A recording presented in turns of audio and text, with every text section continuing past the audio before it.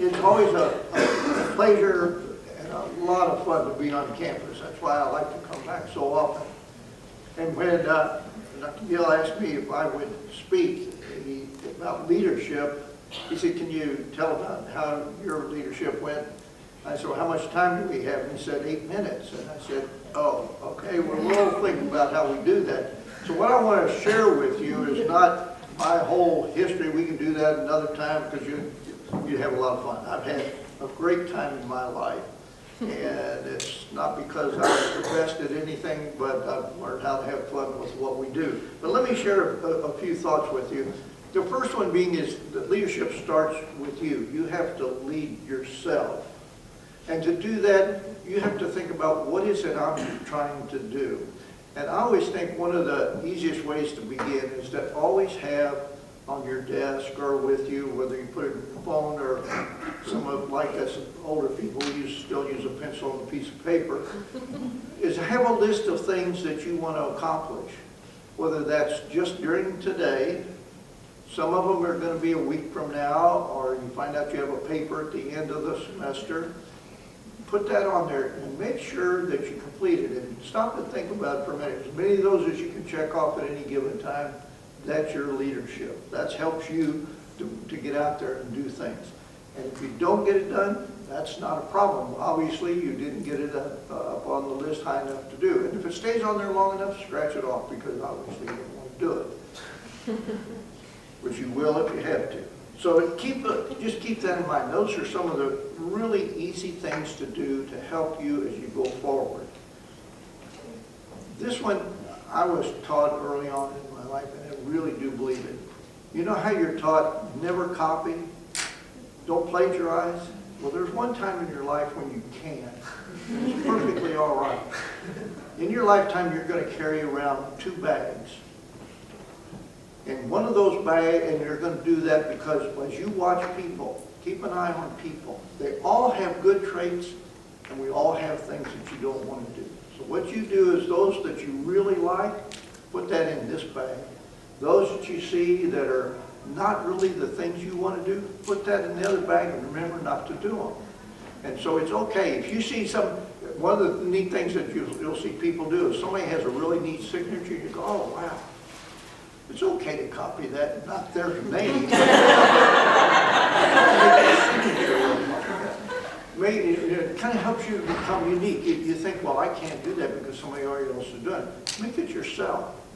But the more of those things you watch, and the other part about that is be a good listener. People have good things to say. They will teach you something every day. As I say to people all the time, you learn something new every day, even at my stage in life. And if I don't, it's probably because they've closed the lid on the casket. So, listen very carefully to what people are telling you. So there's, in these 2 bags, always keep in mind the things you really like. And you can meld those and blend those for yourself. And that's perfectly okay. Now, you're going to make mistakes. And as I always have told people I've worked with or that work for me, or I've heard from people that I've worked for, it's okay to make mistakes. If you're making some mistakes, it means you're doing something. If you never make a mistake, you probably aren't even moving.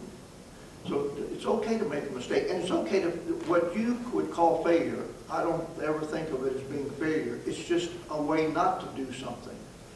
What is that, in what movie is that in? There's a movie where they talk about Edison and the fact that, oh, it's National Treasure if you've ever seen it. They talk about Edison and the fact that he tried to make the light bulb 2,000 different ways, and somebody said, well, you failed. Well, he said, I never failed in any of them. I just found 2,000 ways not to make a light bulb. He did find it into one. And those kinds of things will really help you. It's okay. So don't feel you're a failure. Just go and do it a different way. You're not going to make an A on every test. Well, some of you may. Some of you may. Just you're pretty sharp. The rest of us, well, we do okay too. But you're going to find, one of the neat things that you'll find is sometimes the best people leader is not necessarily the best person at doing a project. I worked for Shell Oil for almost 39 years. And in that time, what we found out is we would have really good engineers. I mean, top-notch, world-class engineers. And they could make a project hum and make it completed. And then we would put them in as a manager of a group of people. And what would happen? They were not good at doing that. We assumed that because they were good engineers, they would be good at leading people. And that is not always the case. On the other hand, some of them were not the greatest engineers, but they were really good at getting other engineers or groups of people to do things. So you're going to find over time that you will be able to do certain things, and you may not be the best at it, but you'll be able to get people around you to help you. So I always tell people, if you want to be successful, gather the smartest, most dedicated, and the best people around you. They'll do nothing but make you look good. So your role then is to help them be the best at what they can be. And if you do that, everybody is successful. The other side of this, I will tell you that when you get the chance to lead people, never ask anybody to do something you wouldn't do. If you wouldn't do it, don't ask anybody else. You lead the way. And if things are successful, be sure everybody gets the reward. Everybody should be rewarded when you're successful. And if it's not successful, you do not point fingers. You were the leader. You take that as the gospel that you, and you go make it better. Help the people that were with you to do the next project even better, and you'll find that that's success. So these are some of the things that we can do to help ourselves, but for the most part, start with you and make yourself feel good about it. The other part I will tell you is that always have fun. If you're not having fun doing something, then don't do it. Go do something else.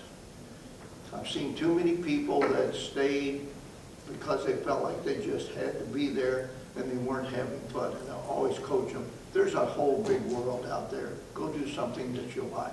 And if you are doing something you like, make sure that you help the people around you find out why it is so much fun. I come to this campus because I love Culver-Stockton, and I love to give back. And I watch you all, and I see how successful you are when you go out.